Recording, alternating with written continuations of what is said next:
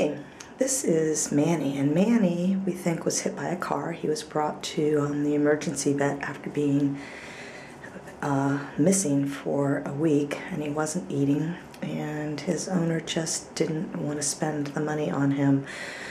The vet was getting ready to euthanize him as requested by the owner, and she just couldn't do it, so she asked permission to have ownership signed over to him so she could find him a good home. So Manny is in Siamese rescue.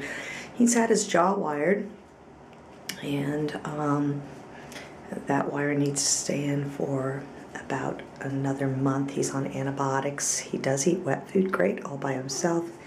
He loves to have his chin scratched. Oh, absolutely loves to have his chin scratched. And he's friendly. He's interested in seeing other cats. He is just a sweet, sweet boy. Manny's 6 years old. And we think he's lived his life mostly as an outdoor cat, believe it or not. Up to date on his vaccines, but living outdoors. So, ask about Manny.